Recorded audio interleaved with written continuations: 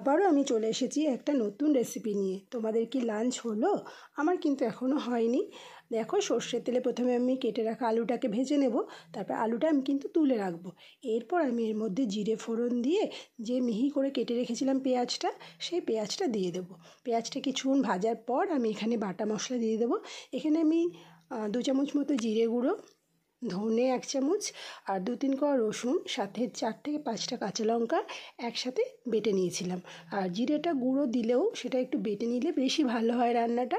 তারপর আমি এর মধ্যে স্বাদ মতো লবণ, পরিমাণ মতো হলুদ আর একটা কেটে রাখা টমেটো দিয়ে দিয়েছি। আর সাথে দিয়ে দিলাম কাশ্মীরি লঙ্কা গুঁড়ো আর একটু রং হওয়ার জন্য। যেহেতু কাঁচা লঙ্কাটা ব্যবহার করেছি, মশলাটা ভালো করে কষিয়ে নেবো। এবারে আমি কিন্তু এর মধ্যে মাছটা দিয়ে দেবো। এটা কী মাছ বলো তো? এটা শঙ্কর মাছ। শঙ্কর মাছটা খুব ভালো করে আগে হালকা গরম জলে ধুয়ে নিতে হবে, তারপরে কিছুক্ষণ লবণ হলুদ মাখিয়ে রেখে দিতে হবে। তাহলেই কিন্তু এটা খেতে বেশি ভালো লাগে। আর মাছটা কিন্তু একদম চিকেন বা মাটনের মতো এরমভাবে কষাতে হবে। তারপরে ভালোভাবে কষানো হয়ে গেলে এর মধ্যে আমি ভেজে রাখা আলুটা দিয়ে আরও কিছুক্ষণ কষিয়ে নেব। তারপরে আমি এর মধ্যে দিয়ে দেবো পরিমাণ মতো জল, দিয়ে কিছুক্ষণ ঢেকে রান্না করে নেবো, যাতে মাছ এবং আলু খুব ভালোভাবে সেদ্ধ হয়ে যায়। আলুটা না দিলেও হবে, কিন্তু এখানে আলুটা আমি ভালোবাসি বলে দিয়েছি।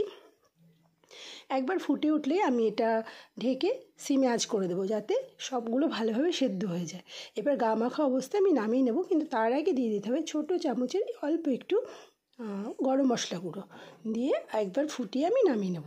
আর আমি দিয়ে দেবো এতে কিন্তু ধনে পাতা, কেন শীতকালে ধনে পাতাটা বেশি ভালো লাগে। আর এটা নিরামিষও করা যায়, সেটাও খেতে ভালো লাগে, কিন্তু পেঁয়াজ রসুন ছাড়া আর কি।